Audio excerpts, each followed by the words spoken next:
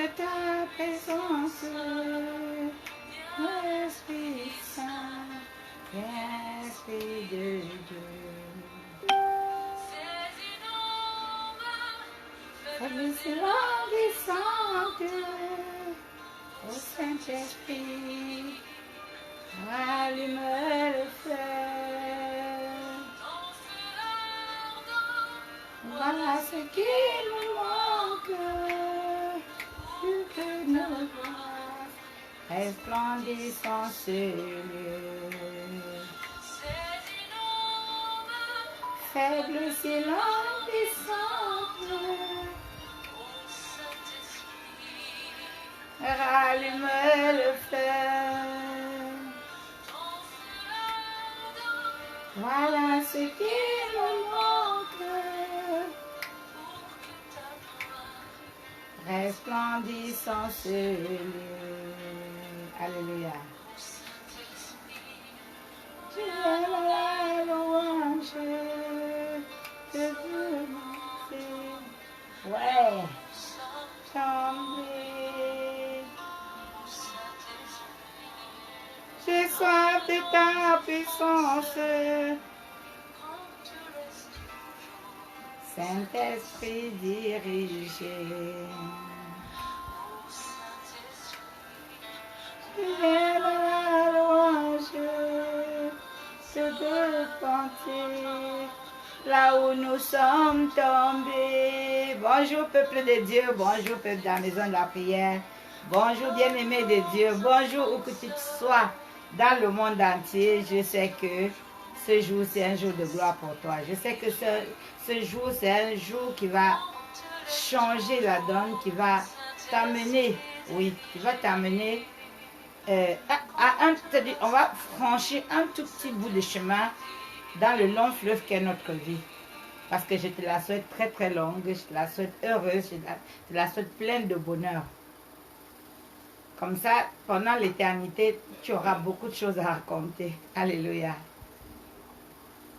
Alléluia, alléluia. Nous allons réécouter le Saint-Esprit, nous allons laisser le Saint-Esprit rentrer dans nos vies. On va faire un petit chant avec cet ami, voilà. Avec cet ami. Ouais. Je n'ai aucun droit sur les chansons qui passent et tout. Je les emprunte pour les besoins de la cause, voilà. Écoutez un tout petit instant, j'arrive. Partagez, commencez à partager dans les groupes.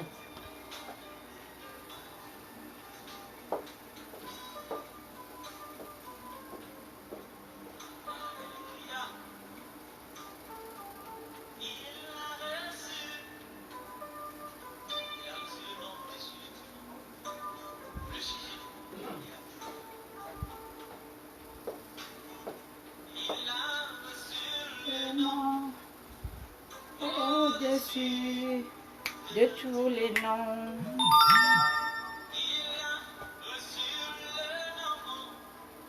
Au-dessus de tous les noms. Ouais, j'attends pour partager.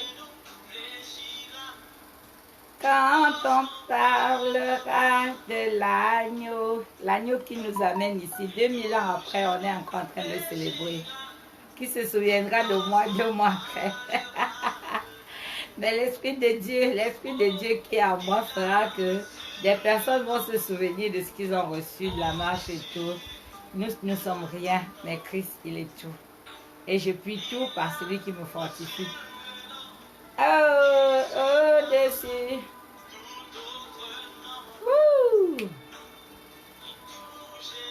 Fléchira quand on parlera de l'agneau.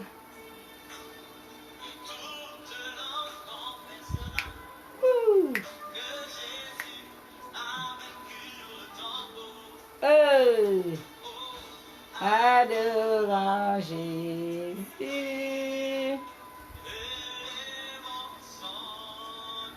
Élevons son nom. Élevons son nom. Partagez, partagez. élevons son nom. Jésus, élevons son nom. Est-ce que tout va bien? Est-ce que vous m'entendez? Des pouces, des cœurs, voilà.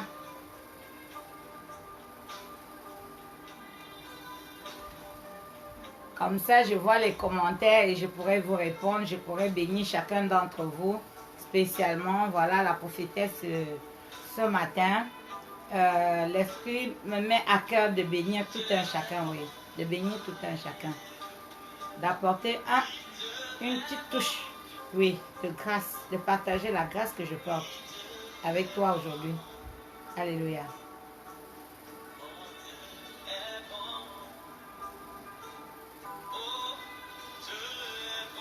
Alléluia.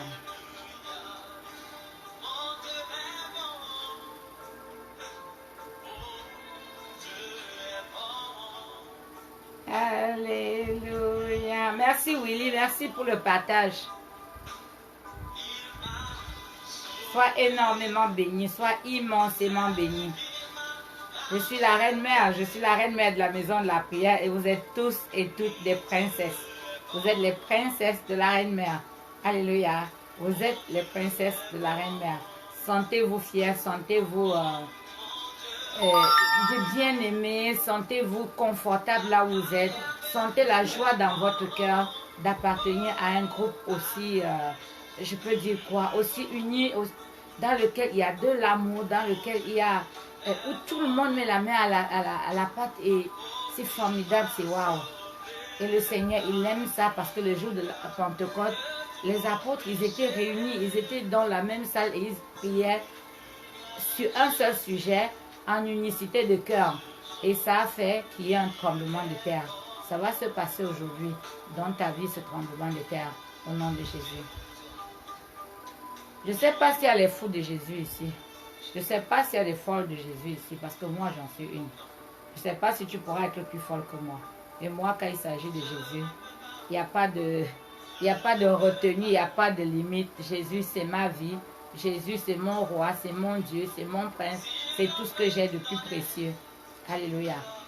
Il a dit dans sa parole, tu n'auras point d'autre Dieu que lui. Mon mari n'est pas un Dieu, mon fils n'est pas un Dieu. Il est un petit Dieu, oui, parce qu'il est à l'image de Dieu, mais il n'est pas mon Dieu. Il mourra que je vivrai. Ils peuvent ne pas être là que je vivrai. Je peux ne pas être là qu'ils vivront. Donc le seul qui, s'il n'est pas là, je ne vis pas, c'est Dieu. Alléluia.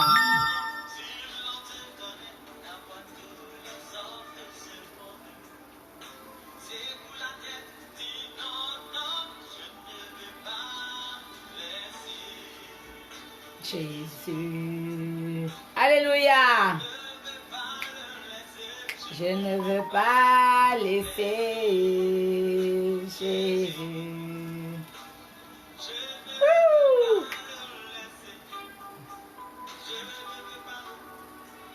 Partagez, partagez, partagez.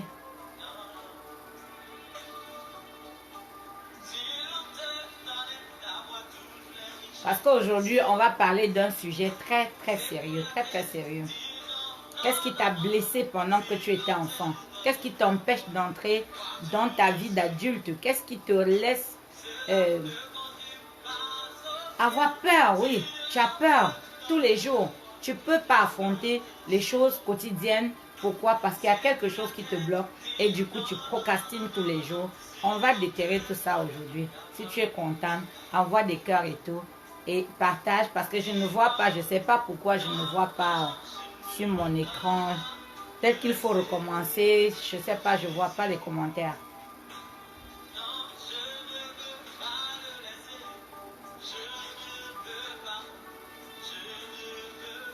Je ne vois aucun commentaire, je vous vois en ligne, mais je ne sais pas qui est en ligne.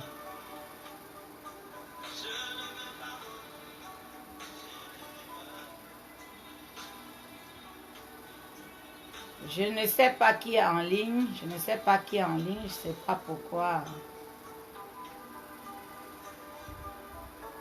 Je vais faire un commentaire moi-même pour voir si ça apparaît en ligne, mais je ne vois pas vos commentaires.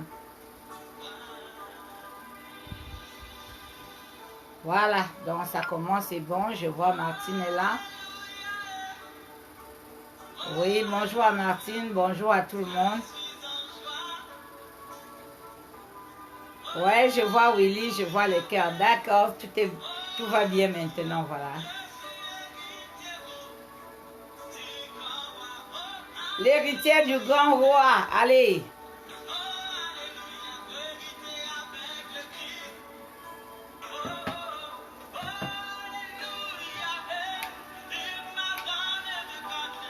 Allez, on va changer de registre, on va aller dans une...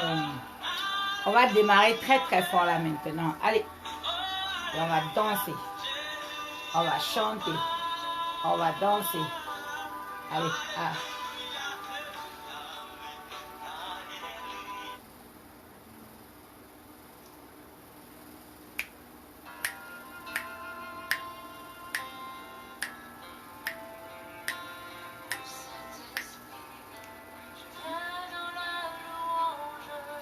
Là, c'est l'entrée en matière. On entre tout doucement et après, on va aller plus fort. Est-ce qu'il y a un peuple pour Dieu là? Est-ce qu'il y a un peuple pour mon Dieu? Est-ce qu'il y a quelqu'un qui célèbre le roi des rois? Est-ce qu'il y a quelqu'un qui aime celui que j'aime tant? Est-ce qu'il y a quelqu'un qui aime celui qui m'a sauvé, celui qui m'a délivré et celui qui m'a permis d'être devant vous aujourd'hui en train de vous parler de lui? Alléluia. Je ne sais pas ce qui te freine, je ne sais pas ce qui te fait peur. Je ne sais pas là où tu penses que tu ne peux pas, tu t'incapacites tous les jours. Mais je peux te dire que s'il y a une personne à qui on a dit qu'elle n'allait rien être, qu'on a rejeté, à qui on a mis de l'humiliation et tout. Mais regarde-moi aujourd'hui, je suis devant toi et je te dis, c'est rien. Ton destin est entre tes mains, pas entre leurs mains. Alléluia. Si tu es d'accord avec moi, répète, mon destin est entre mes mains. Mon destin est entre mes mains. Alléluia. Bonjour Elvire. Sois béni. Je dis, je bénis chacun. Oui, je bénis chacun particulièrement. Willy, tu es le meilleur. Sois béni au nom de Jésus. Oui. Bonjour à MDP. Bonjour à Elvire. Bonjour à toutes les personnes qui sont là. Oui.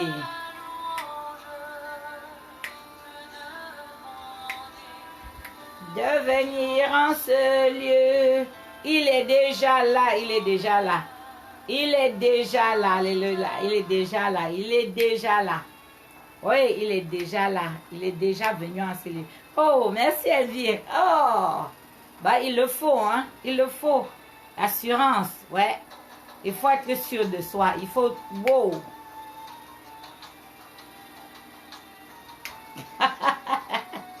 C'est la première des choses. L'affirmation de soi, source d'efficacité.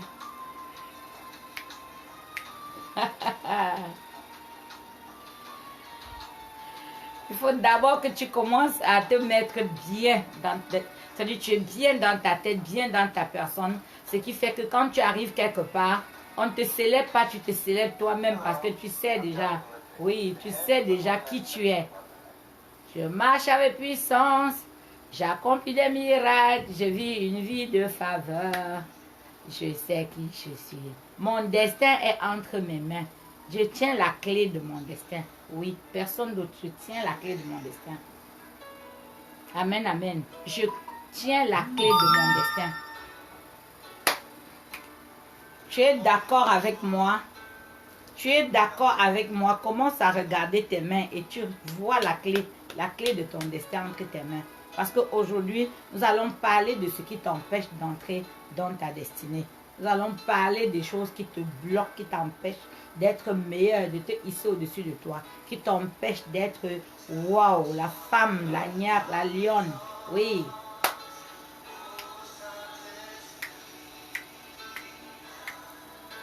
Il faut d'abord être dans la mouvance. C'est-à-dire que dans la mouvance, tu vois, dans la mouvance, c'est quoi?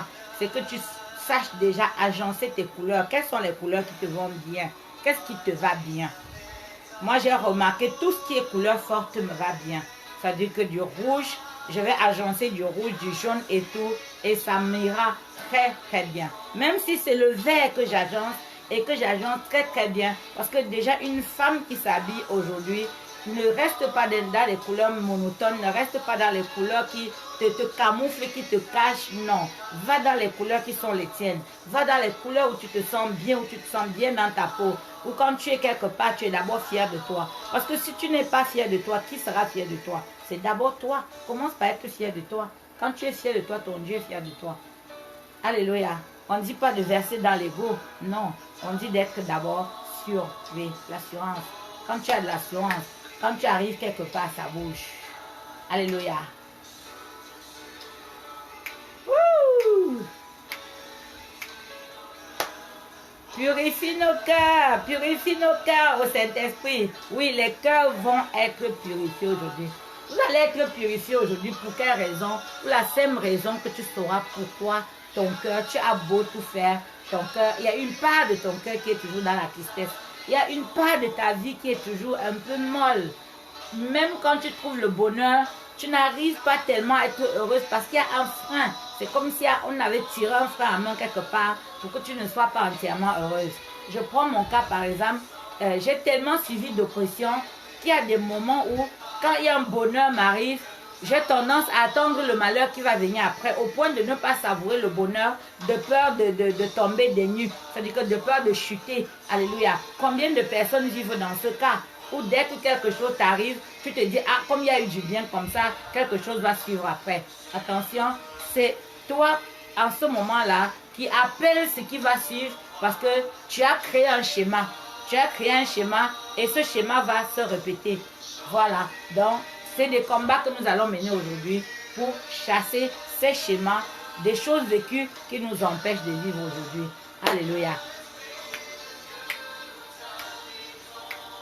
Remplis-moi de ta présence.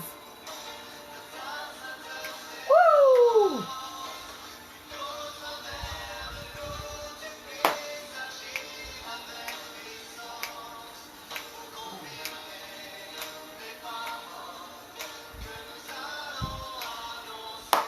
Il confirme les paroles que nous allons annoncer parce qu'il dit qu'il veille sur la parole de ses serviteurs pour l'accomplir. Il veille sur la parole de ses serviteurs pour l'accomplir. Alors le sujet que nous avons aujourd'hui est grave. Parce que tu vas te sentir concerné. Tu vas savoir, moi je vais parler de moi. Je vais parler des choses, des toutes petites choses que j'ai vécues dans mon enfance et qui jusqu'aujourd'hui, si je ne suis pas dans la prière, continue à me dicter ma conduite alors qu'il me montre. Le diable est un menteur. Le diable est un menteur. Et il t'a créé un schéma qui fait que tous les jours, tu as peur, tu vis dans la peur, tu vis dans le doute, tu vis dans l'appréhension et tu finis par avoir peur de la vie. Oui. Alléluia. Donc, peuple de Dieu, quand un enfant naît, il naît dans une famille. Cet enfant naît dans une famille mais ne choisit pas sa famille.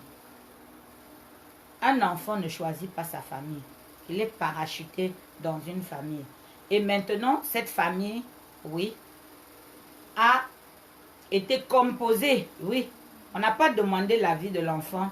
Le jour où monsieur et madame se rencontrent, il n'y a pas d'enfant. Ou encore, peut-être, il y a un enfant, peut-être, qui n'est pas le leur.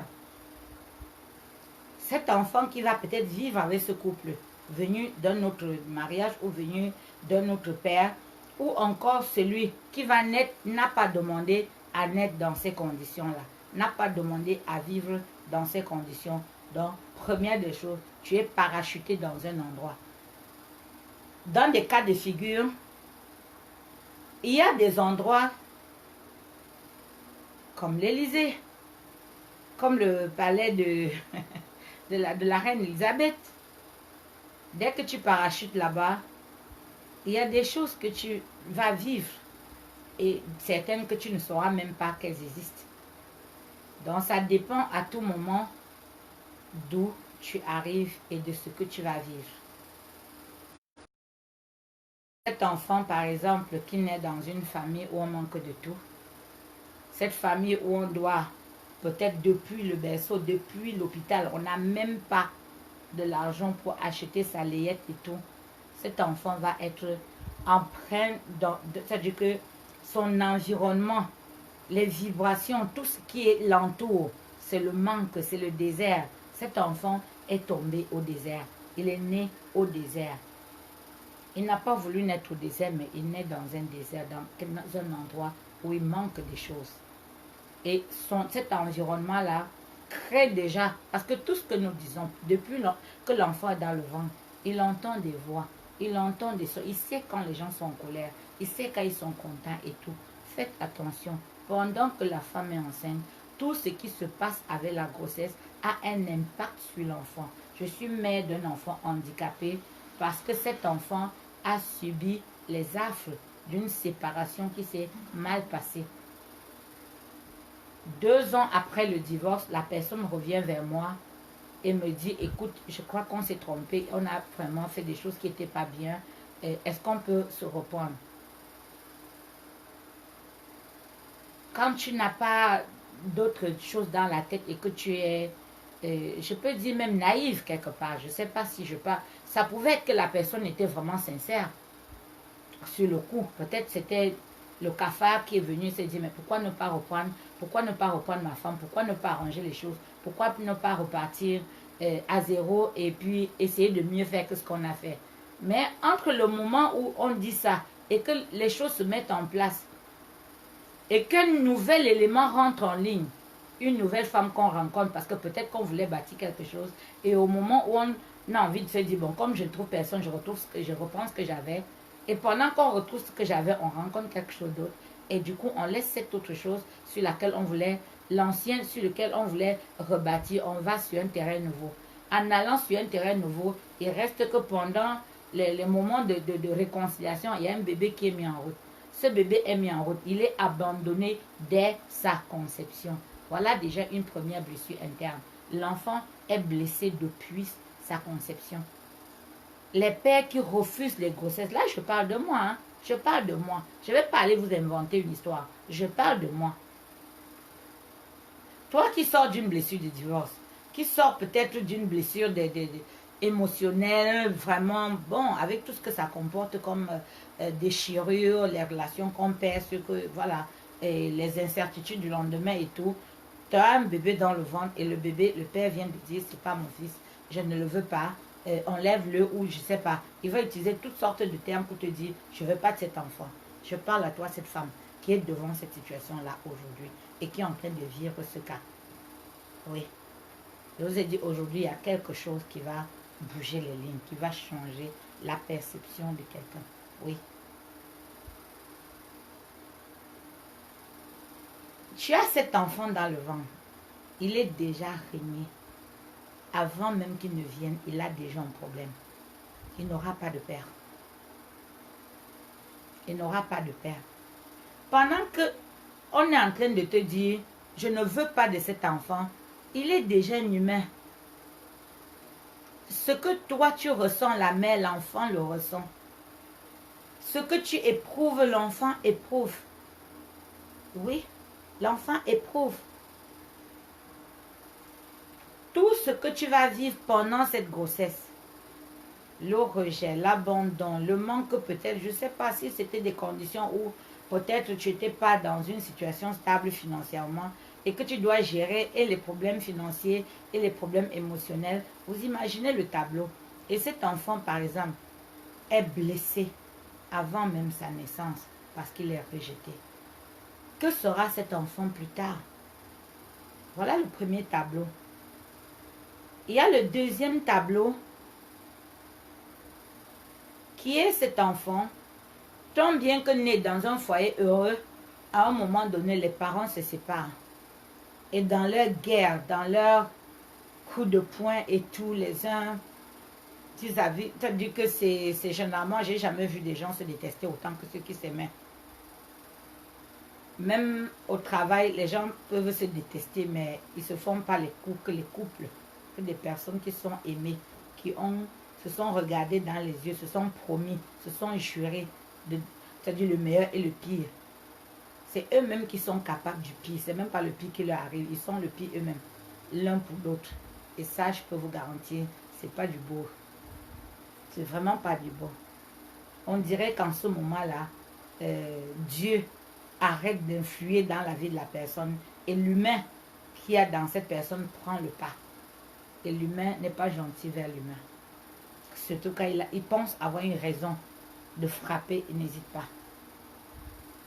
Voilà cet enfant, le deuxième qui vient, c'est-à-dire que le deuxième cas, un enfant qui est né dans une famille unie, mais à un moment donné, il y a séparation dans la famille. Il y a séparation dans la famille. Les enfants peuvent être départagés ou vivre juste chez un parent et pas l'autre. Donc, il y a une nouvelle guerre qui commence. Le parent qui a la garde de l'enfant considère les enfants comme sa possession et ça devient un objet de guerre vis-à-vis de l'autre. Et les enfants sont blessés parce que ce qu'ils aimaient, c'est qu'ils aiment leur mère autant que leur père. Tous vos problèmes là n'affectent pas leur amour.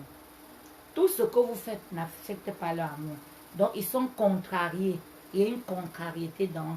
Et c'est la deuxième blessure. Le troisième cas de blessure interne, les blessures du passé, les blessures que nous n'arrivons pas à affronter aujourd'hui. Parce que quand on parle de délivrance, ce n'est pas que des esprits mauvais. Non, c'est des choses qui sont ancrées en nous et qui nous limitent, qui nous empêchent de vivre notre potentiel en fait. Il y a cet enfant qui, tant bien qu'élevé par les deux parents, est stigmatisé. On va lui dire des mots. Peut-être qu'il est né et est peut-être plus lent que les autres à comprendre des choses ou encore fait des choses à sa manière. Parce que j'ai remarqué des personnes qui sont très méticuleuses, sont très lentes. Elles prennent le temps de comprendre des choses avant de les faire. Et elles le font parfaitement bien. Mais il y a d'autres enfants, ils vont faire vite, ça tombe, ils recommencent. Ils vont y arriver, mais ils auront recommencé plusieurs fois. Pourquoi? Parce qu'ils n'ont pas pris le temps de regarder avant de faire. Donc, ils le font instinctivement. L'autre n'est pas instinctif, il est raisonnable. Donc, il regarde d'abord ce qu'il faut faire avant de faire. Et vous avez deux types d'enfants. Alors, le parent a plus tendance à considérer celui qui agit vite. Parce que lui, dès qu'il dit, va prendre ceci, il veut que l'enfant ait déjà ramené. L'autre va s'arrêter pour te demander où est-ce qu'il y a des enfants, avant que tu lui dises, va, il est déjà parti. C'est arrivé à l'endroit qu'il se souvient qu'il n'a pas pris le reste de la phrase. Et il revient dire, ah, j'allais chercher quoi, et tu lui dis. Mais il y a une autre qui va te demander, tu veux que j'aille où faire quoi? Et voilà, dans le cas de l'éducation, il y a donc ces enfants, il y a donc cet enfant qui a sa particularité, qui est différent des autres, qui va être rejeté, qui va être humilié, qui va être complexé par rapport à ce qu'on va lui dire. Oui. Il y a même cet enfant qui est très très joli, très beau, qui fait la fierté des parents. Mais pendant qu'il fait la fierté des parents, il y a donc un autre cas qui va se présenter, l'injustice. Alléluia. Je ne vois pas vos cœurs, je ne sais pas pourquoi. Je ne sais pas, je ne vois pas les cœurs, je ne vois pas les commentaires. J'aurais bien voulu voir toute personne, que ce soit interactif, que je vous vois réagir. Voilà.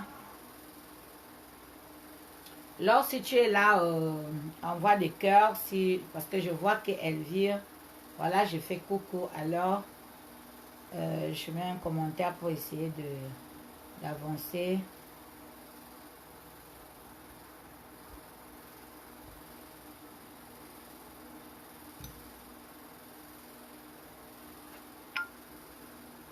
Donc voilà, je ne vois pas d'interactivité, je ne vois que si ça n'intéresse pas, bon voilà, on va reparler de ça une autre fois. Parce que là, je ne vois pas d'interactivité, je ne vois pas les cœurs, je ne vois pas, à moins que ce soit mon téléphone qui ne me le montre pas. Mais là, je ne vois pas du tout, j'écris, je vois ce que moi j'écris, voilà. Qu'à cela ne tienne, que vous écoutiez avant ou après, que vous commentiez avant ou après. Ouais, c'est bien, maman Marie, mais il faut mettre des cœurs. Si vous ne mettez pas des cœurs, c'est monotone. C'est comme si j'étais là et que je parlais à un mur. Donc voilà, j'ai besoin de voir des cœurs, j'ai besoin de savoir que vous m'écoutez. Parce que c'est très important ce que je vais vous dire là. Très important. Beaucoup d'enfants ratent leur entrée dans la vie à cause de ces phénomènes-là. Beaucoup de personnes ratent même des entretiens. Pourquoi? Parce qu'ils arrivent, ils n'ont pas d'assurance. Ils ne savent même pas qui ils sont. Alléluia. Donc, nous avons dans le cas de cet enfant qui est plus beau, plus intelligent que les autres, Et le parent passe le temps à lui dire, ah, tu es le meilleur, tu es. Contrairement à l'autre qui est à côté, qui écoute cela et qui se sent frustré, complexé et vit avec ça. Du coup, quand il arrivera quelque part, il aura tendance à se mettre en retrait. Pourquoi? Pour ne pas gêner ceux qui sont là. Donc, il se considère comme une gêne. Ce sont des blessures qui sont en nous, ce sont des blessures qui nous laissent beaucoup de cicatrices. Et des cicatrices qui sont profondes, des cicatrices qui sont violentes, des cicatrices qui nous empêchent, d'entrer dans notre destinée. On a le cas, par exemple, des enfants qui se séparent. Ils sont séparés. Non, ce n'est pas les enfants qui sont séparés. Les parents se séparent et ces enfants, et on a une famille recomposée. La maman va aller faire d'autres enfants avec un autre père. Les papas vont aller faire des enfants avec d'autres. Donc, du coup, on va avoir des personnes, oui. On va avoir des personnes qui vont être là. Oui, ces personnes, elles sont là. Elles vivent ensemble, mais elles n'ont pas vécu dans le même moule. Elles n'ont pas eu la même éducation. Ces personnes viennent avec leurs blessures chacun. Et ces personnes se mettent ensemble. Et ils peuvent être parfois, oui, bonjour Papa Jacob, sois béni, alléluia. J'ai dit, je bénis particulièrement chaque personne. Oui, voilà, elle vient de partager, tu reçois une double bénédiction. Double, voilà, alléluia. Que la grâce qui est sur moi descende sur vous au nom de Jésus. Alléluia.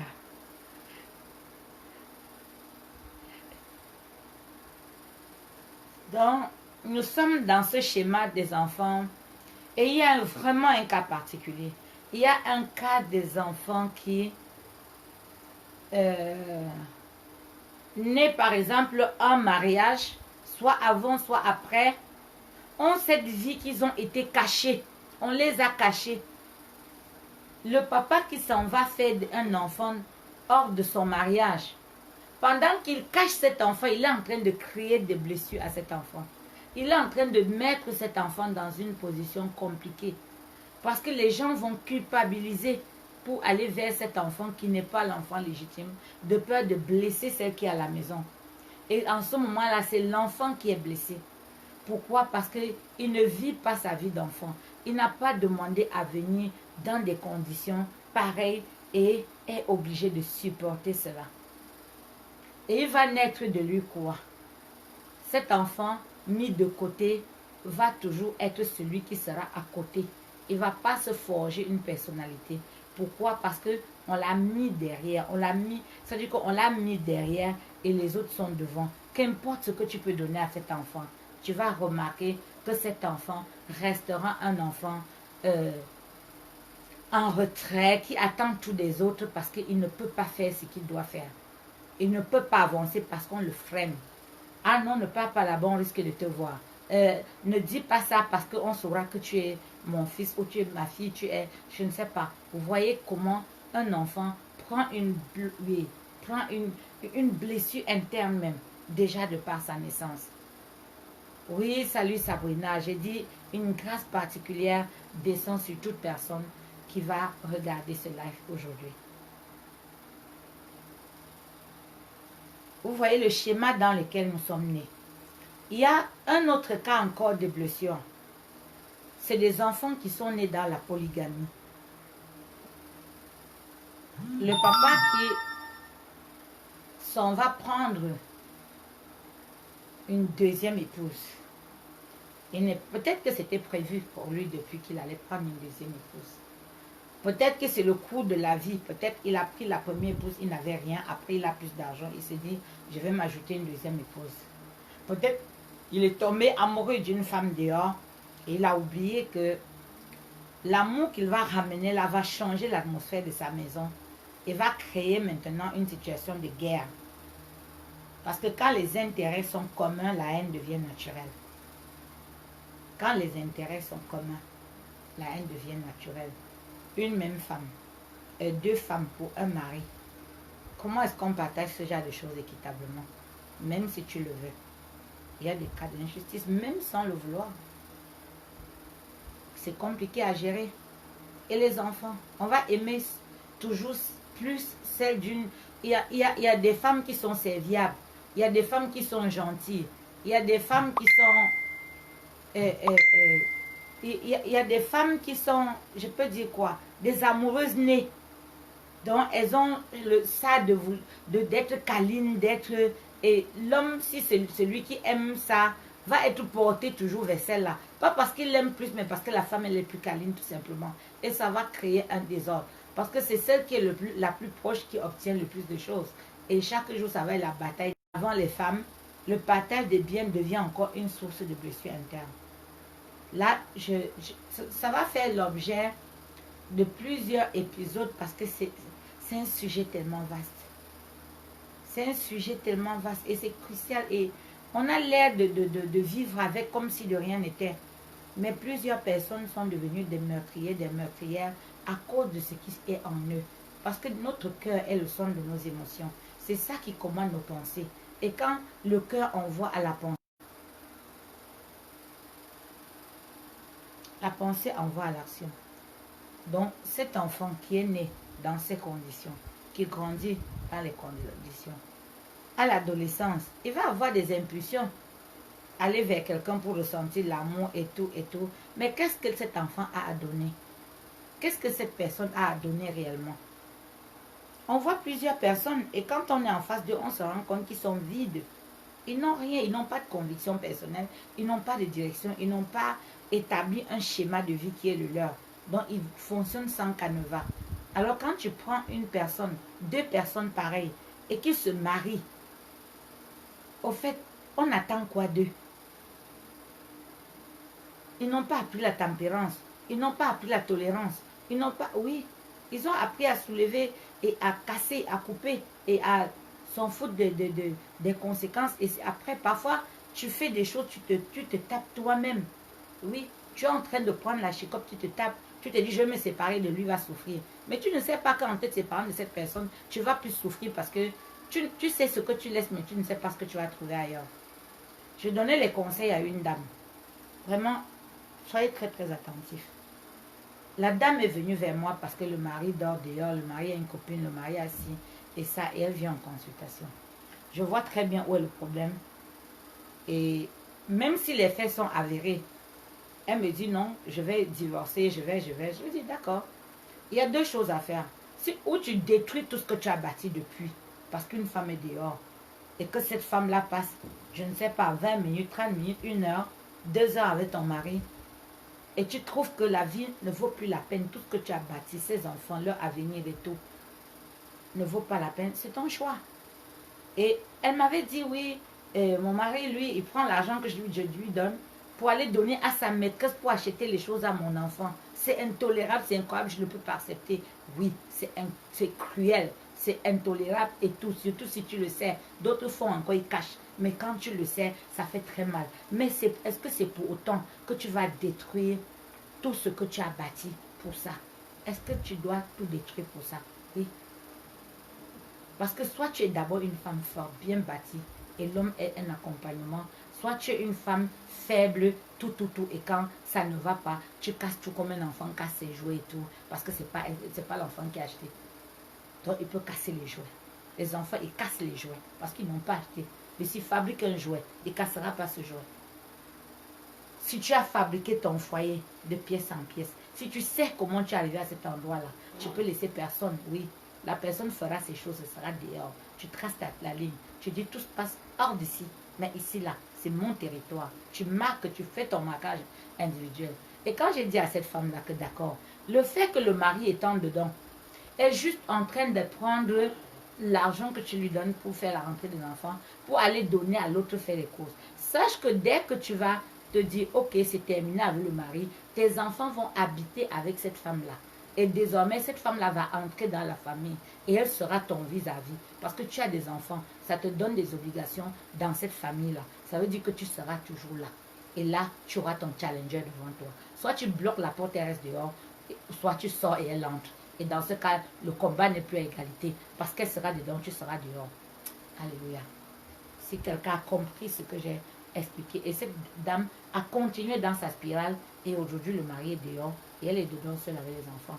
C'est pas un problème. Tu peux l'assumer, ce genre de choses, si vraiment le père était nocif pour les enfants, était vraiment une calamité pour les enfants. Mais dans ce cas-là, ne le regarde plus dehors. S'il est sorti, ferme, laisse-le regarder ses enfants, fais ce qu'il veut avec ses enfants, refais ta vie et arrête de dire ne regarde plus en arrière. Ne regarde plus en arrière. La chose que je dis aux personnes, c'est que moi, je n'ai pas de regrets. Je n'ai pas de regrets. Pourquoi? Pas parce que je n'ai pas fait des choses regrettables. Mais qui regarde en arrière n'avance pas. Qui regarde en arrière n'avance pas. Tant que tu vas continuer à regarder en arrière, regardez, pendant que je me tourne et que je regarde derrière, qu'est-ce que je vois devant? Rien. Donc, pour revenir aux blessures du passé, voilà des enfants qui, chacun dans sa manière, a reçu des blessures, a reçu plein de flèches, a reçu plein de choses. Mais maintenant, comment étant toi qui détectes tout ça, toi quand je parle, tu es en train de m'écouter et tu te reconnais dans une des situations. Polygamie, abandon à la naissance, abandon après la naissance, divorce après la naissance, des situations vraiment de guerre entre les épouses et l'époux, et des situations vraiment chaotiques dans les familles, qui brisent, c'est des tueurs silencieux. Ça tue plus que le cancer, ça tue plus que le palu. Mais les gens ne se rendent pas compte parce que les enfants sont blessés, ils sont brisés. Ils sont devant les parents, ils les acceptent comme ça parce que ce sont leurs parents. Mais vous ne pouvez pas imaginer ce que ça fait un enfant. Il y a des enfants qui n'accouchent pas parce qu'ils ont mis dans leur tête que si mon enfant va vivre ce que moi j'ai vécu, je préfère ne pas faire d'enfant. Et ils ont cultivé cela dans le subconscient. Et ça crée une stérilité. Tant que si on ne peut pas briser les tabous qui sont derrière cela, tu regardes, tu ne guériras pas de cette blessure. Tu ne guériras pas de cette blessure si tu n'acceptes pas que ta stérilité vient du fait que tu refuses d'enfanter. Parce que le monde dans lequel tu vis ne t'a pas plu. Et tu ne voudrais pas qu'un enfant vive cela, ce que tu as vécu. Amen, alléluia. Je veux des cœurs. Allez, on se déconcentre un peu, ne soyez pas. Il y a quelqu'un qui a dit qu'ils sont concentrés, tellement concentrés sur ce que je suis en train de dire. Alléluia. Alléluia. Voilà, j'ai dit un petit coucou à maman Elvige. Voilà. J'ai dit je bénissais chacun particulièrement. Chaque interaction est bénie particulièrement. Chaque cœur te bénit particulièrement au nom de Jésus. Alléluia. Oui. La team de la maison de la prière, les princesses et les princes de la maison de la prière. Alléluia. Bientôt, c'est vous qui passez à l'action, c'est vous qui venez parler comme ça. Parce que tout ce que vous avez vu là, il est temps que vous commencez à déverser. Alléluia, vous avez vu les âmes d'Oriel. Waouh! Oh, le jour de la Pentecôte. Hey, elle a dégainé la pim, pim, pim, pim. Ça a tiré fort. Alléluia, alléluia. Alors, je crois que Willy est en train de nous préparer quelque chose de super, quelque chose de fort, quelque chose de puissant. C'est l'évangéliste maison, c'est le gars qui connaît tous les versets bibliques. Alléluia. Mais moi, je ne sais pas chercher les versets autant que lui. Tu chantes une chanson, dans la seconde d'après, il t'a déjà mis le texte de la chanson. Ça bénit Papa Willy. Alléluia. Donc, dans cette atmosphère-là où tu rentres dans un foyer, toi-même, tu n'as pas fini de guérir. Deux malades qui marchent ensemble, chacun avec ses blessures. Tout ce qu'ils vont faire, c'est se blesser l'un et l'autre. Parce que celui qui est blessé blesse. Parce que tu vis dans une atmosphère où tu as envie de mordre. Quand on regarde la morphogestuelle des personnes qui ont subi des blessures dans l'enfance, ils ont des sticks. Tu vois, ils ont gardé des stigmates. Ils auront toujours quelque chose qu'ils vont toujours faire. Et quand tu regardes la personne faire ça, tu comprends. Parce que les gens pensent que être prophète, c'est seulement de dire des choses que le Saint-Esprit te dit, mais il t'amène aussi à observer les gens et à te dire, regarde cette personne, elle fait ça parce qu'il y a eu cela. Et quand tu vis déjà cela sur plusieurs personnes, la seule chose que tu as fait maintenant, c'est de demander à Christ, Seigneur, comment on peut faire? Comment on peut faire pour gérer ces blessures, pour sortir de ces blessures, pour sortir de tout cela? Comment est-ce qu'on peut faire? crois que la chaleur, l'été s'annonce là et il fait déjà bien chaud. Voilà, je vais juste... En plus, quand on parle de l'Esprit de Dieu, il se manifeste et on est dans une chaleur. Je crois que je vais laisser un tout petit peu mes lunettes de côté. J'espère vous voir vos cœurs malgré le fait que j'ai enlevé les lunettes. Je suis très myope, ça c'est clair. Donc, voilà comment deux personnes qui vont se marier, qui vont faire des enfants, qui naissent aussi avec... Parce que l'autre personne, la femme, c'est l'utérus et l'homme, c'est le sang. La transmission de la colère. C'est pour ça qu'on parle aujourd'hui des personnes, des esprits de colère. Les esprits de colère dans les familles. Dieu a recommandé qu'on ne doit pas, que le soleil ne doit pas se coucher sur ta colère. Et les personnes vivent en permanence dans la colère, qu'ils entretiennent même. Ils entretiennent cette colère au point de dire je ne pardonnerai pas, je ne peux pas pardonner, je ne peux pas, oui. Tu es en train de détruire ta semence parce que cette colère, elle entre dans ta semence. Elle entre dans ta semence. Et quand elle entre dans ta semence, toi la mère, la matrice, celle qui prend et qui arrange, qui féconde, tu as décidé aussi dans ta vie de ne jamais pardonner, tous les fruits, oui, tous les fruits du malin que tu as entassés là, c'est dans ta semence à toi aussi. Et quand deux semences pareilles se rencontrent et qu'ils font un enfant, qu'est-ce que l'enfant a en lui? Qu'est-ce que l'enfant a en lui? Nous voyons comment les blessures du passé, les blessures déjà, parce que je ne parle même pas des blessures causées exprès par quelqu'un, c'est-à-dire la personne décide je vais te faire, non, c'est des circonstances qui réunies amènent des choses et ces choses créent des blessures internes. Parce que même un enfant qui est né par césarienne a sa blessure interne, il était dans son coin tranquille, il ne voulait même pas sortir. Et parce qu'il ne voulait pas sortir, on vient le bousculer. Et dès qu'on ouvre le va, vous l'avez réveillé, vous l'avez énervé. Il crie d'énervement. Il est énervé déjà parce qu'il n'a pas pris le processus normal de se dire, bon, je m'engage, je me jette, je pars. C'est comme si on a violé son petit coin dans lequel il est et on vient le sortir de là, et ça suffit. Hein, tu as déjà 9 mois, tu ne veux pas sortir, tu fais quoi là? Ou encore peut-être le cordon, ou pour n'importe quelle raison. Mais toujours est-il qu'il n'a pas pris le processus normal pour sortir. Et toutes ces choses doivent être trouvées de l'apaisement. Et quand on demande aux personnes qui donnent leur vie à Jésus, donner ta vie à Jésus signifie quoi? C'est de t'oublier toi, comme l'apôtre Paul l'a fait, pour vivre en lui. En lui, il est celui qui a guéri les blessures. Il est celui qui a pris tout sur lui. En lui, tu laisses tout ce que tu as porté comme charge depuis des années. Moi, c'est mon cas. Tout ce que j'ai pris dans les divs, dans tout ce que j'ai ramassé, j'ai charrié. Parce qu'à un moment donné, tout ce que tu as, plus c'est large, plus tu charries d'autres choses avec. Toi qui as subi toutes ces choses-là, quand tu es dans un milieu, tu vas avoir des caractères. Certains enfants vont être dominateurs, d'autres vont être effacés, d'autres ne parleront même pas du tout. Pourtant, ils ont des choses. Il suffit que tu tapes un peu le... Ah ben, je ne savais pas que tu étais comme ça. Oui. Surtout ceux qui ont été humiliés, rejetés, abandonnés et tout. Ils sont, oui. Et ceux qui sont insultés alors dans les familles. Imbécile, tu n'es rien. Hein, tu penses que tu vas aller où? Tu vois, oui, des parents maudissent les enfants. Créent des blessures.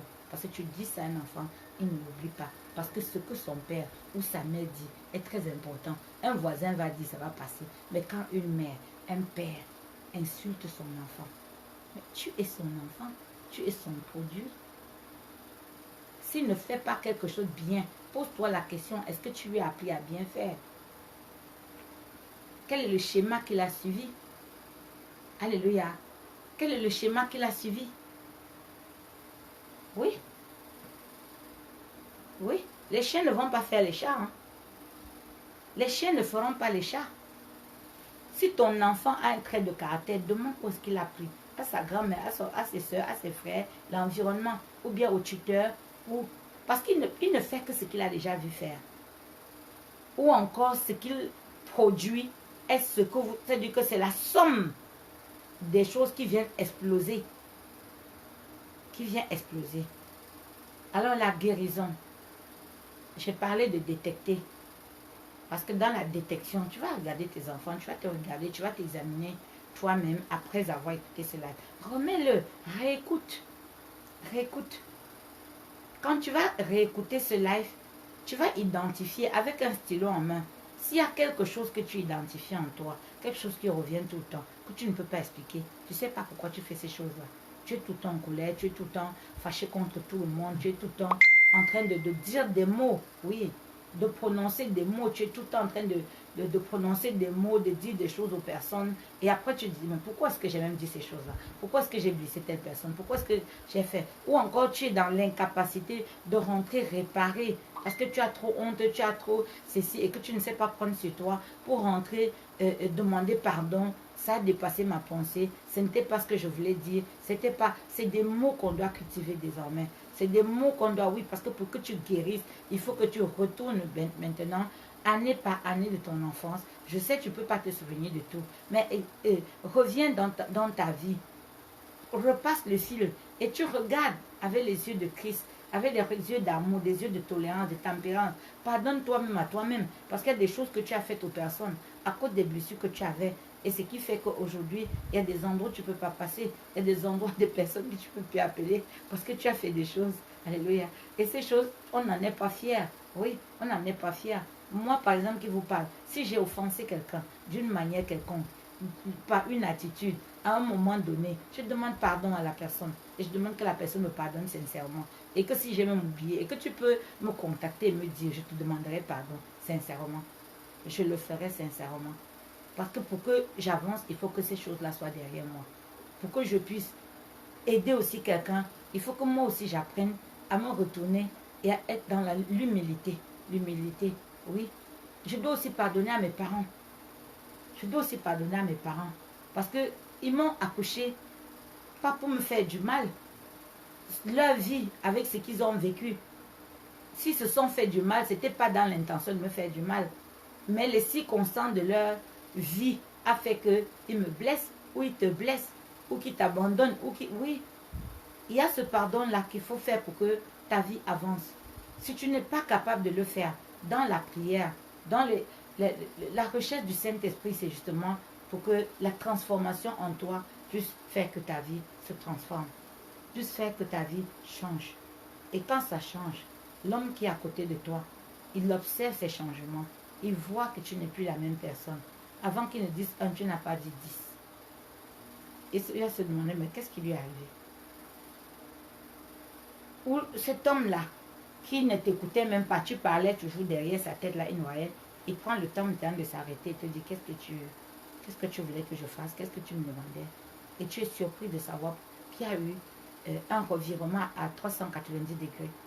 Oui, parce que les blessures ont été pensées, les blessures ont été évacuées. On a pris le temps de s'observer, de se regarder, de voir ce qu'on fait et qui n'est pas bien pour pouvoir faire. Il y a des gens, des personnes qui sont au contact du ministère, qui ont même su que certaines choses existaient. Ils vivaient leur vie comme ça, ils faisaient des choses et tout, mais ils ne se rendaient pas compte. Mais on ne peut plus périr faute de connaissance. Alors si tu peux acquérir la connaissance, elle changera ta vie, elle changera la mienne. Pourquoi Dieu ne vient pas te mettre ça dans la tête et dire que prends la connaissance comme ça tu vis? Non, parce que c'est des expériences au cas par cas. C'est au cas par cas.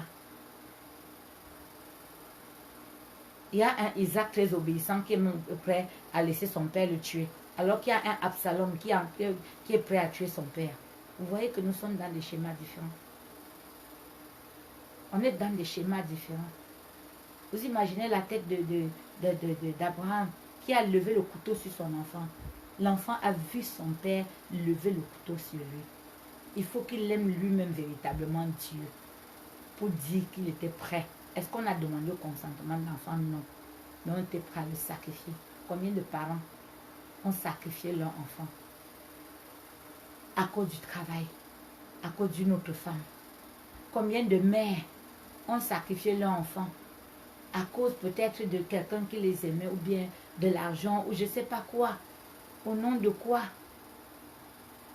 Et les blessures qui ont été ressenties. Oui, c'est facile aujourd'hui de dire oui, tel est comme ça, d'entrer en jugement. Mais tu juges par rapport à quoi? Alléluia. Tu juges par rapport à quoi? Qu'est-ce qui t'amène dans ton jugement? Quels sont les critères de ton jugement? J'ai dit à une personne qui s'est permise de me juger. Je lui ai dit vraiment, écoute-moi. Écoute-moi et c'est la dernière fois que je te vois devant moi en train de me juger. Est-ce que tu as combattu mes combats? Est-ce que tu as vécu ma vie? Est-ce que tu es passé par les chemins par lesquels je suis passé? Alors, s'il te plaît, je te pardonne déjà tout ce que tu as fait, mais ne recommence plus. Parce que si tu hérites de mes combats, je ne suis pas sûre que la grâce qui m'a fait traverser, parce que je n'étais pas plus méritante qu'une autre. J'ai une amie qui a eu le même cancer que j'ai eu et elle n'a pas survécu. J'aurais aimé qu'elle ait la même chance que moi j'ai eu. Pourquoi aujourd'hui on en rit? On ne peut pas parler de nos maladies, parce qu'elle de nos anciennes maladies, parce qu'elle n'est pas là. Elle n'a pas eu cette chance. Oui. Oui. Une autre personne qui va venir se moquer, oui, tu as divorcé, tu t'es remarié, tu as fait ce que tu as fait. Une autre n'a même pas trouvé le mariage avant de divorcer. Une autre personne n'a même pas pu se remarier après un divorce. Tout ce que Dieu fait concourt au bien-être de ceux qu'il aime. Tout ce que Dieu fait concourt au bien-être de ceux qu'il aime. Sois fier de ta vie. Et s'il y a n'importe quoi dans ton passé qui a créé des stigmates en toi et que tu identifies à partir de ce premier jet qu'on a fait aujourd'hui, rentre en profondeur, va en eau profonde avec Dieu. Il va te révéler même des choses les plus cachées. Dans la maison de la prière, on a fait vraiment des expériences terribles où des personnes croyaient qu'elles étaient guéries jusqu'à ce qu'on fasse des prières fortes et que Dieu visite chaque personne pour révéler, oui, pour révéler des choses qui étaient enfouies, qui étaient cachées et qui créaient des souffrances. Et à partir du moment où tu identifies ces souffrances, tu peux agir dessus. Parce que tout ce qui est révélé est condamné. Pourquoi? Parce que tu peux agir dessus. Tant que tu ne sais pas, tu ne veux pas agir. Même dans la démonologie, même dans la délivrance, tant qu'on ne fait pas manifester un esprit, on ne peut pas le chasser. Parce qu'on ne sait pas qu'il est là. Il peut être dans ta dent. Tous les jours, tu as mal à la dent. Tu vas voir tous les médecins du monde, la dent te fait toujours mal. Alors que c'est un esprit qui est logé dans ta dent. Et dès le jour qu'on va détecter que c'est cet esprit-là, une imposition des mains suffit parce qu'il ne supportera pas le feu qu'on va lui mettre. Il se consumera de lui-même ou il partira. Amen, alléluia. Soyez tous bénis dans le saint nom du Seigneur Jésus-Christ. Et que toutes les blessures, de quelque nature qu'elles soient, pendant que je vous parle maintenant et que vous êtes en train de m'entendre, au son de ma voix, j'appelle le Dieu Tout-Puissant. J'appelle le Seigneur Jésus, celui qui a pris des coups pour nous. On a lapidé son dos. On lui a mis une couronne. Toi qui as mal dans tes pensées, la couronne du Seigneur Jésus, le sang qui est versé sur son visage, que cela lave ton cerveau, que cela lave, oui, que cela nettoie tout envoûtement sur ta tête, au nom du Seigneur Jésus-Christ, et tu guéris maintenant. Toi, oui, qui as marché sur des lieux de malédiction, parce que toutes les personnes qui ont vécu là-bas n'ont fait que dire des choses négatives, ce qui fait que l'environnement est vicié et que tu as marché là-bas. Que le sang du Seigneur Jésus-Christ lave tes pieds aujourd'hui, de sorte que tu sortes d'ici une nouvelle personne, et que tu marches vers ta destinée au nom de Jésus. Je déclare maintenant que toi qui as les mains sèches, oui, mains sèches parce que tu es né dans un environnement de sécheresse et que ce n'est que ça que tu as vécu. Alléluia. Que la pluie d'abondance tombe dans ta vie. La pluie d'abondance. La pluie d'abondance. Ce qui fait que même quand tu as l'argent aujourd'hui, tu te sens toujours pauvre. Tu as envie d'accumuler l'argent. Tu accumules l'argent. Frénétiquement, tu accumules. Tu veux voir l'argent dans ton compte. Tu veux voir des maisons que tu as construites. Au point où tu ne manges même pas assez parce que tu veux construire une maison. Est-ce que tu es sûr que demain tu vas même habiter dans cette maison-là? Non. Résous d'abord tes problèmes. Quelqu'un va te demander de l'aide, tu ne peux pas lui donner parce que tu veux construire une maison. La maison que tu construis là, la personne que tu aides là, c'est une maison que tu construis. C'est une maison que tu construis parce que cela va te retourner. Ça va te retourner d'une manière ou d'une autre. Ça va te retourner. Tout ce que tu fais pour autrui, pour Dieu, Dieu te le remet. Il multiplie en te donnant.